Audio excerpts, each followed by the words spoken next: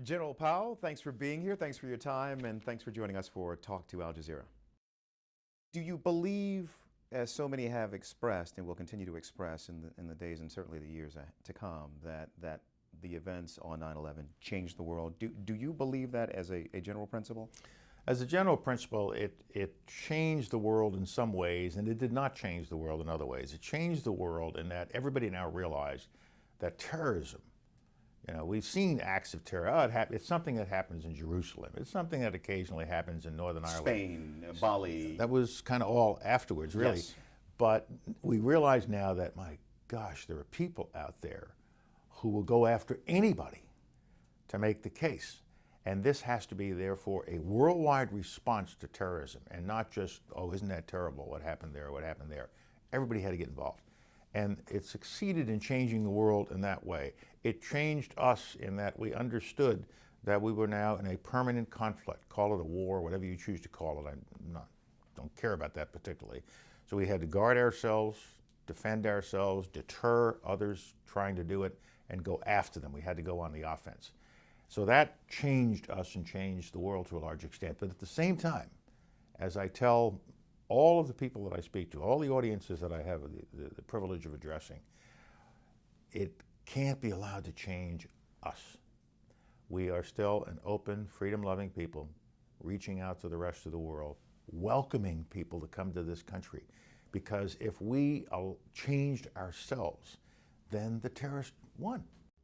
Let me talk about the rest of the world. Let me pick up on that part of your comment there. When you look at Afghanistan right now, what are your concerns about Afghanistan?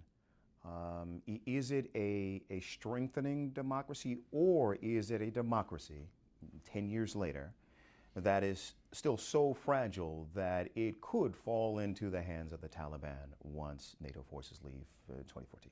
I'll make the first point I'd like to make is Al-Qaeda is no longer a significant presence in Afghanistan, which is what the original mission was.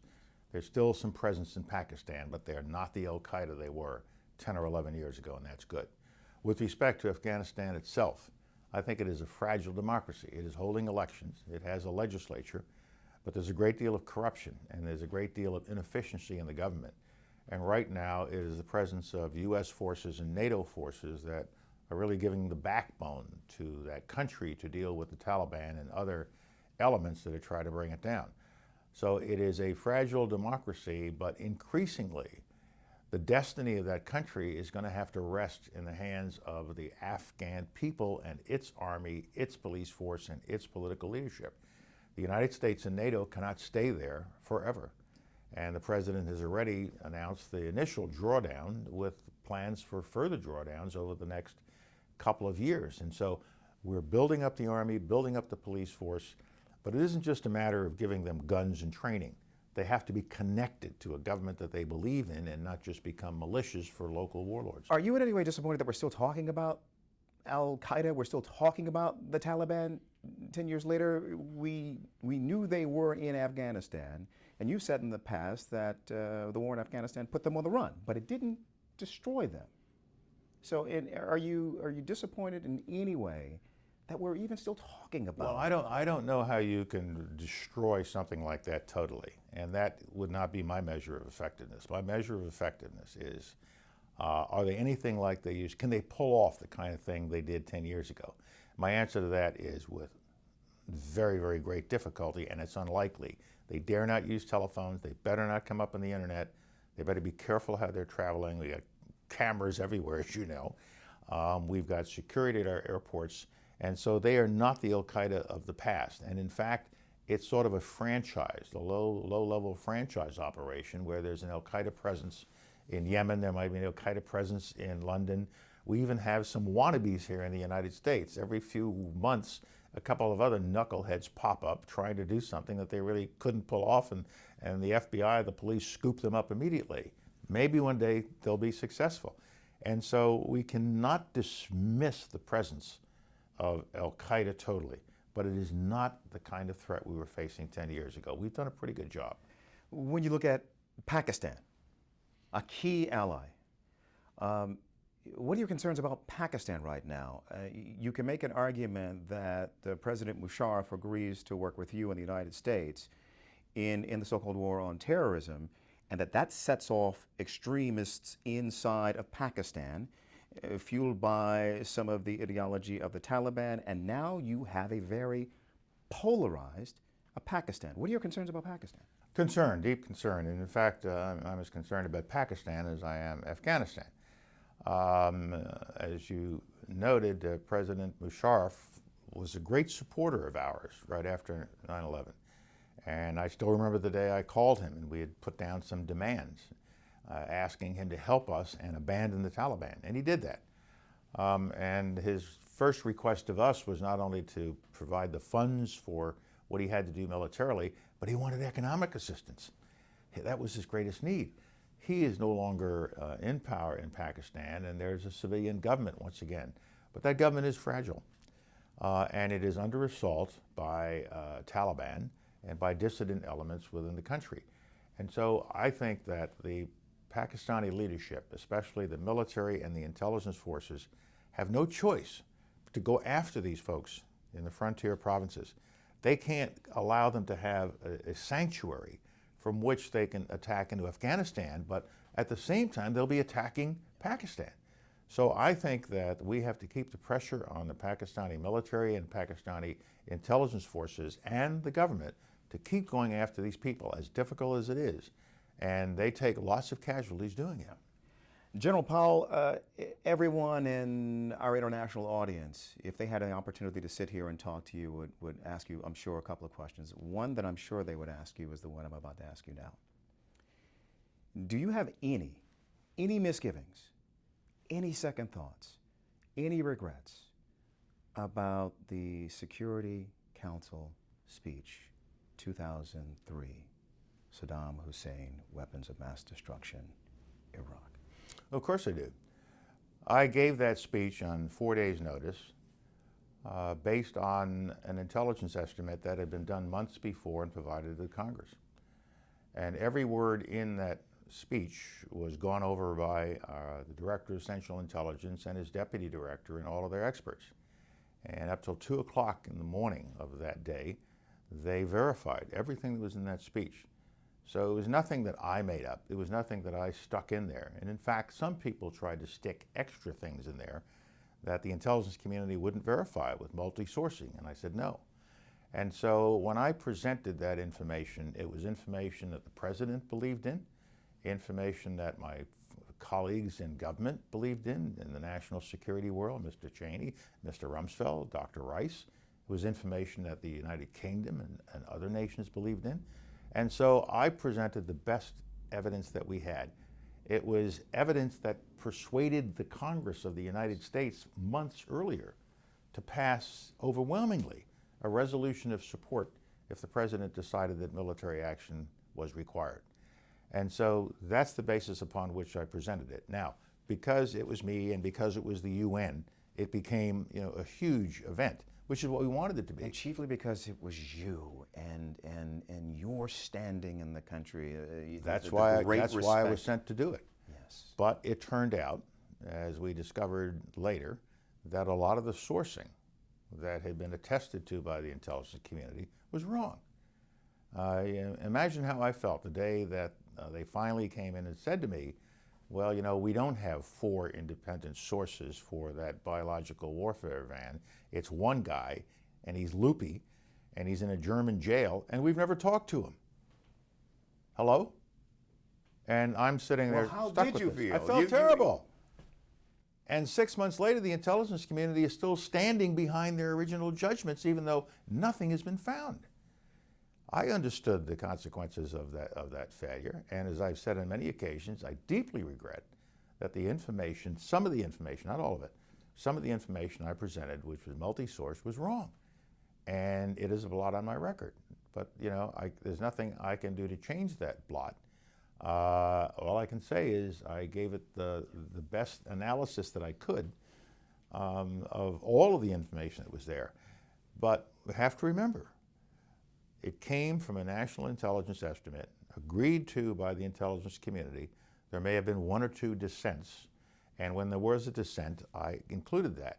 The aluminum tubes, thought they were for centrifuges, but I noted in my presentation there are other points of view about that.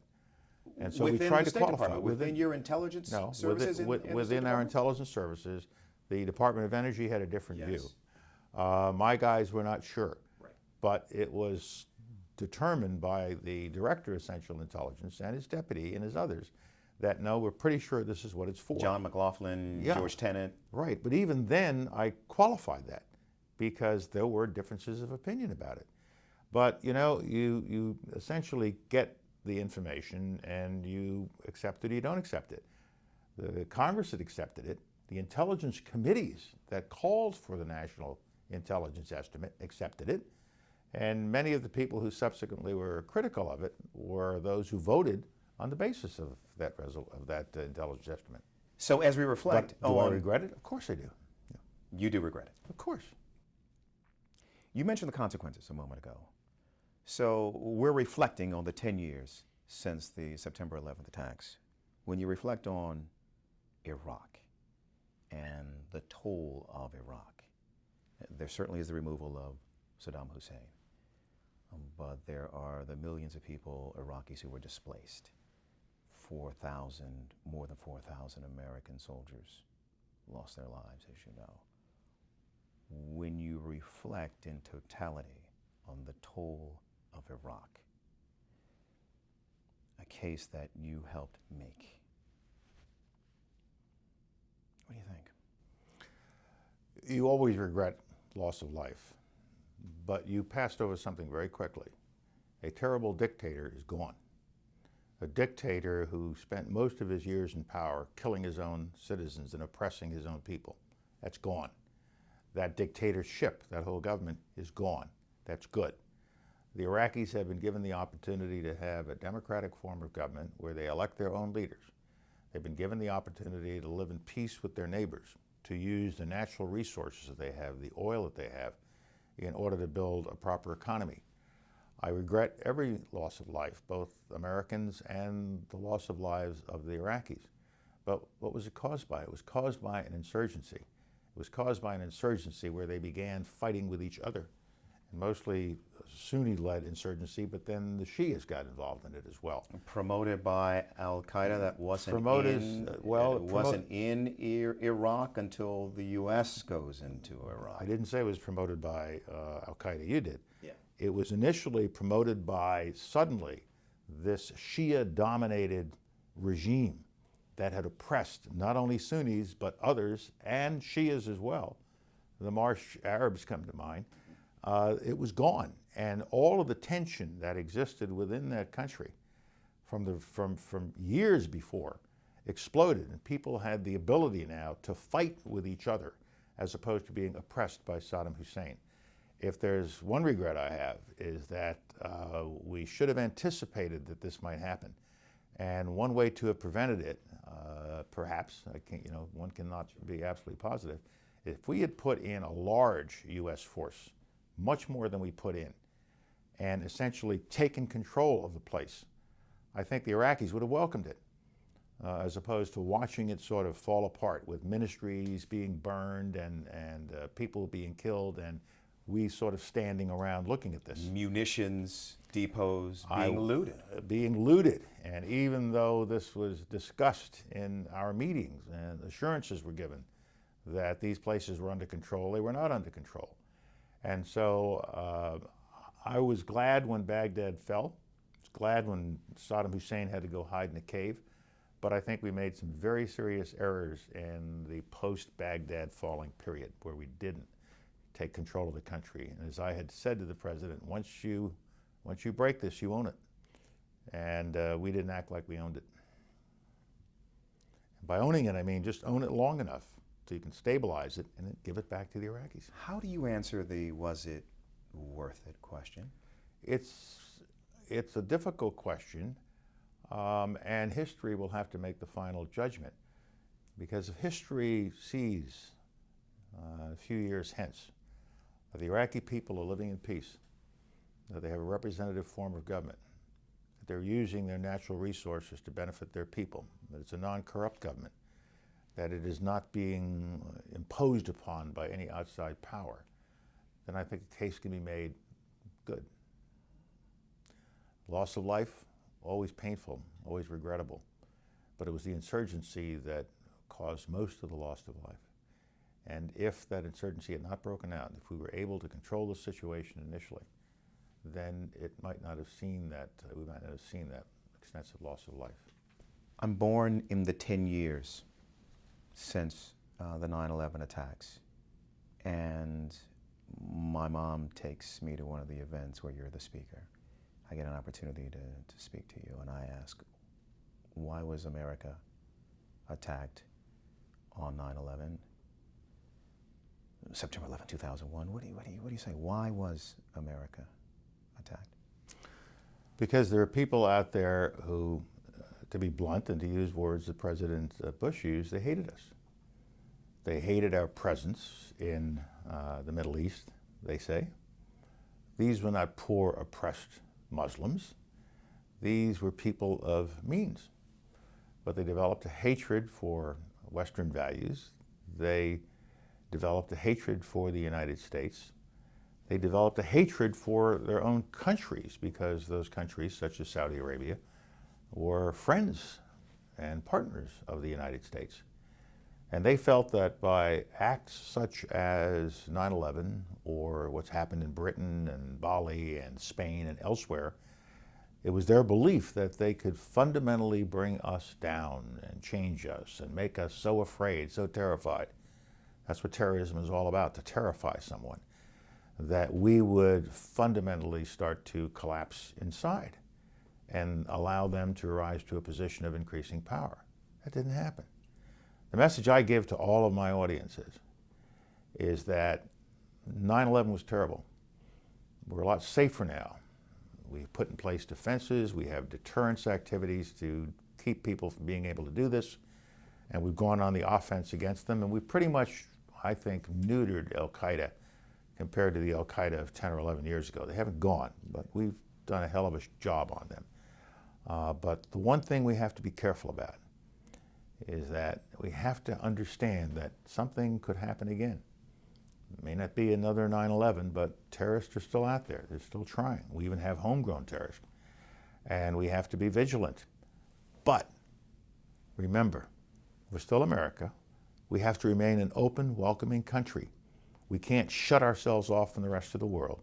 I want people to come here. I want them to send their kids to our schools. I want them to come to Disneyland. So you want a visa program that allows that to happen?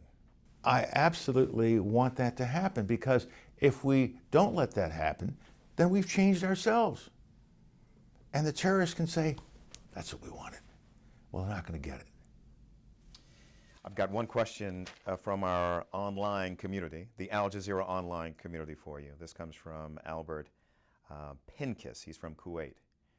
And he writes, does the former Secretary of State believe U.S. strategy in the Middle East has made the United States safer from terrorism? Pretty broad question.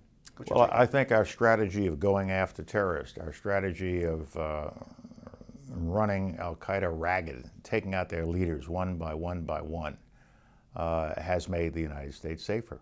We have not been struck since 9/11. I think the policies put in place by President Bush and the policies that continue to be followed by President Obama have made America safer than it was before 9/11, obviously.